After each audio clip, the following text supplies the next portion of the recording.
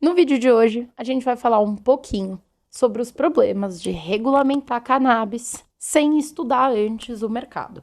Parece besteira o que eu tô falando, né? Mas na verdade é muito real. Diversos países, como alguns estados nos Estados Unidos e a Tailândia, tiveram problemas depois da regulamentação da cannabis, porque ela foi feita com um texto muito abrangente.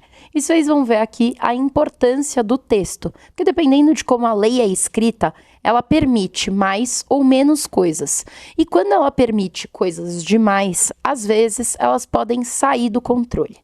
De maneira alguma, esse é um vídeo que não quer passar para vocês a importância da regulamentação. Ela é muito importante e sem ela a gente não consegue avançar com responsabilidade. Só que a regulamentação tem maneiras de serem feitas. Então, hoje a gente vai abordar um pouquinho de alguns elementos que tem que compor a regulamentação da cannabis, na nossa opinião, principalmente aí quando a gente está falando da cannabis para uso adulto, né? Ou seja, a cannabis recreativa. Vamos começar falando um pouquinho sobre o problema que deu na Tailândia, tá? A Tailândia é um país na Ásia. A Ásia é um lugar conhecido justamente pelas restrições nas leis de drogas. Inclusive, quando eu fui para a Tailândia em 2015, por exemplo, a gente tinha muito medo de fumar, porque a história que dava pena de morte. Não é verdade, isso era na Indonésia, mas é muito perto. E o clima na Ásia, há 10 anos atrás, era justamente esse.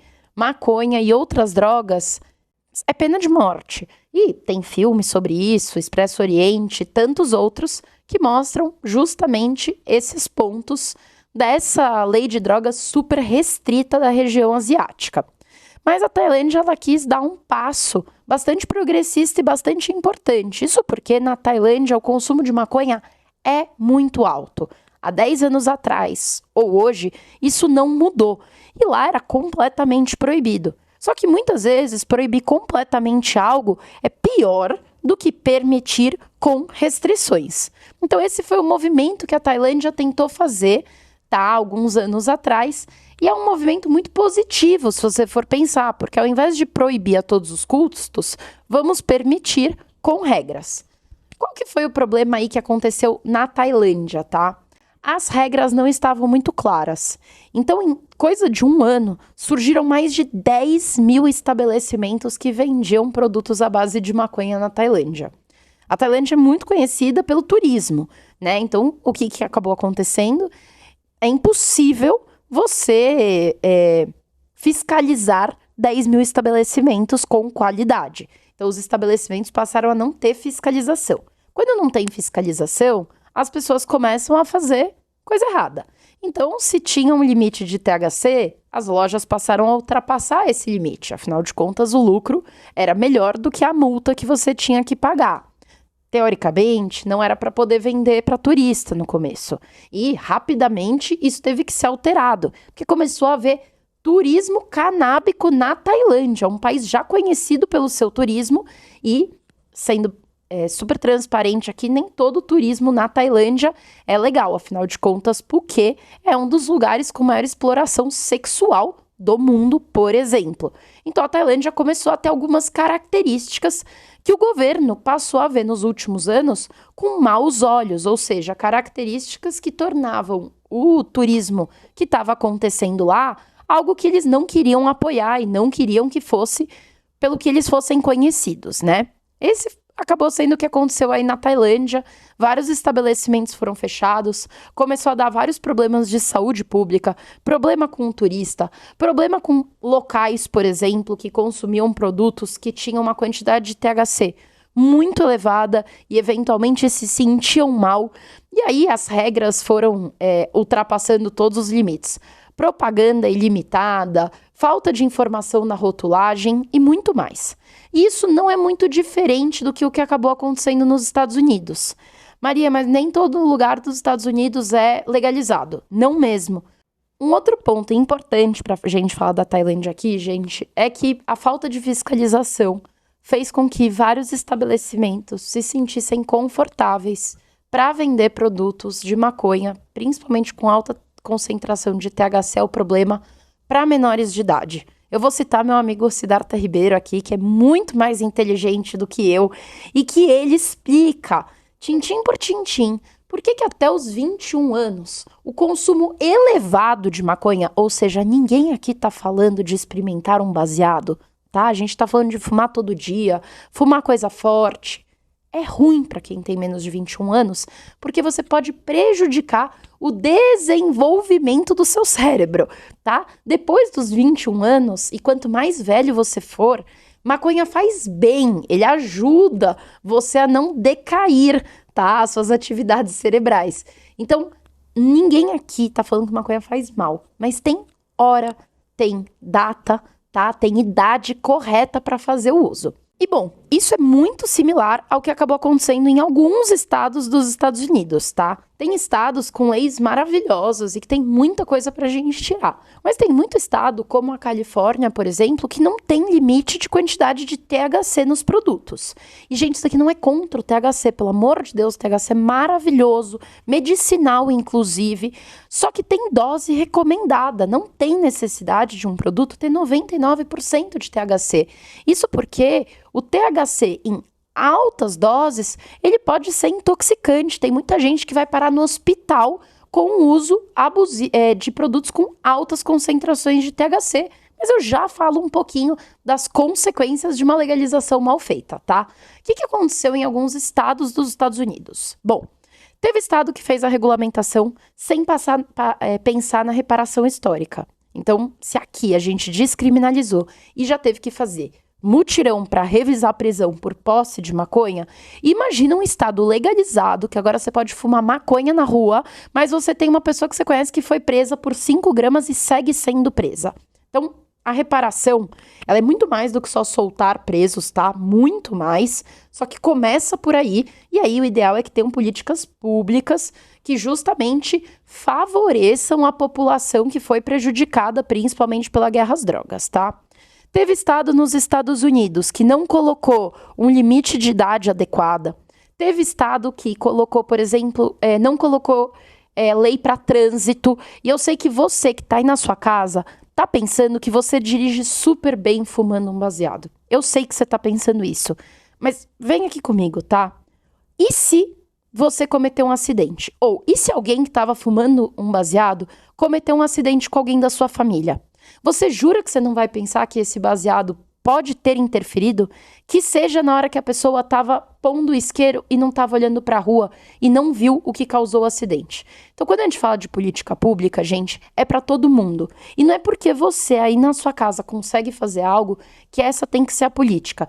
Então, teve estado nos Estados Unidos que teve aumento nos acidentes de trânsito, por exemplo. Isso não é legal. É a mesma coisa que a gente achar que tudo bem a pessoa beber tendo bebido, a pessoa dirigir tendo bebido. Claro que não tá tudo bem, e é claro que a política pública não pode permitir isso. Bom, além disso, teve estado que permitia a venda, mas não permitia o cultivo. Então, assim, como é que o produto vai chegar, né, até aquele estado para ser vendido? Que é o caso, por exemplo, da Holanda, tá? Em Amsterdã pode vender, mas não pode plantar. Então, quem fica com o risco é o dono da loja. Gente, tem vários problemas no mundo inteiro, tá? No Canadá, por exemplo, quando a legalização foi feita, era tão difícil tirar a licença que só 2 empresas conseguiram, durante muitos anos, ter a licença no Canadá e acabou tornando um monopólio o mercado de cannabis do Canadá. Você vai ter aí ao redor do mundo diferentes problemas que acontecem e possíveis soluções. Na Alemanha, por exemplo, está sendo questionado o uso de um formulário online para conseguir a dispensação de produtos à base de cannabis, porque alguns legisladores estão defendendo que é possível burlar o formulário. Então você vai ter aí diferentes exemplos em diferentes escalas. E aí vamos falar não a nível regional, tá? Vamos falar um pouquinho sobre o problema de regulamentar errado. A primeira coisa que eu quero que vocês pensem é numa outra substância que a gente conhece muito bem aqui no Brasil, que é o álcool, tá? Vocês lembram quando tinha propaganda no meio da novela com uma mulher seminua bebendo uma cerveja? Ou até saindo rapidamente do álcool, quando lá atrás falavam para as mulheres que fumar cigarro durante a gestação era bom porque o bebê ia nascer magrinho?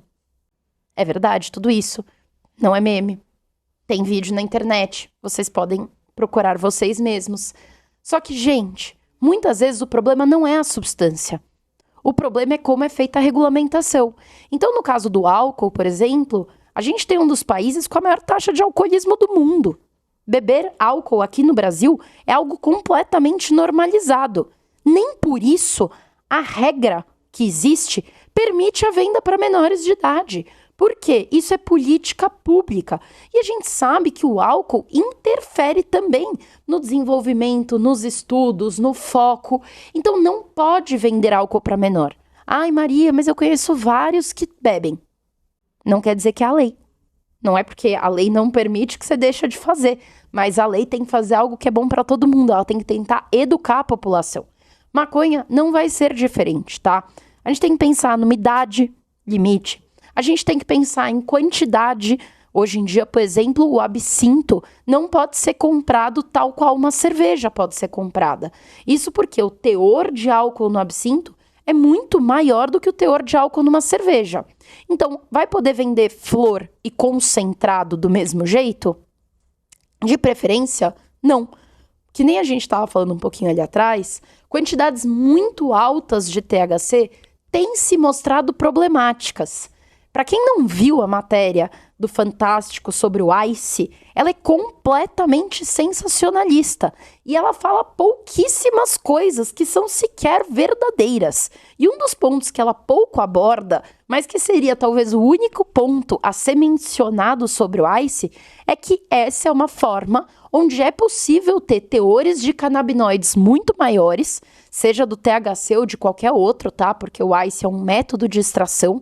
Então, você pode fazer esse método de extração para diferentes plantas da maconha e diferentes plantas vão ter diferentes composições de canabinoides. Mas, quando a gente está pensando numa planta com alta concentração de THC e que você faz o processo de extração para conseguir o Ice, você pode sim conseguir quantidades de THC muito elevadas. E aí eu sei que de novo você está aí pensando na sua casa. Ai, mas quanto mais melhor. Eu quero mesmo é chapar. Legal, que bom que você tem tolerância para aguentar essa quantidade de THC, mas nem todo mundo tem. E você já imaginou, vamos dizer que você tem um irmão menor de idade que está começando a vida dele e a primeira coisa que ele vai experimentar é um Ice? Muito provavelmente ele vai ter uma bad trip, teto preto e outras coisas assim. Então, será que essa forma, por exemplo, tem que estar regulamentada igual a gente vai regulamentar as flores? Aqui, gente, eu não sou a dona da verdade, não sou eu que vou escrever a lei, apesar de que eu adoraria ter alguma participação nisso, mas eu tô propondo questionamentos para que você aí na sua casa pense o que você acha que é o melhor.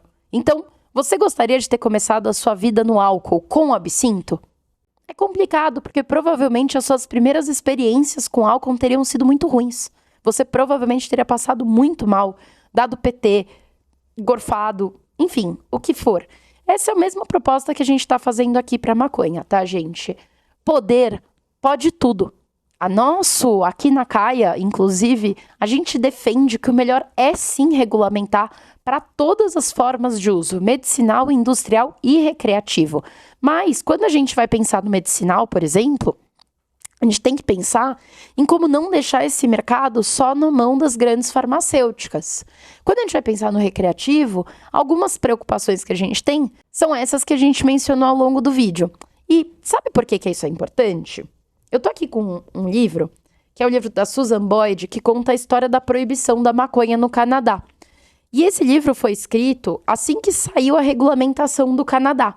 E outro dia eu vi ela postando, faz tempo, na verdade, que talvez ela teria que escrever um livro sobre os problemas que estão acontecendo durante a regulamentação. Porque como o Canadá foi um dos primeiros, já tinha, né, claro, alguns estados nos Estados Unidos, o Uruguai e alguns outros poucos lugares, mas o Canadá legalizou em 2018, e isso ainda era muito no começo, várias coisas saíram erradas.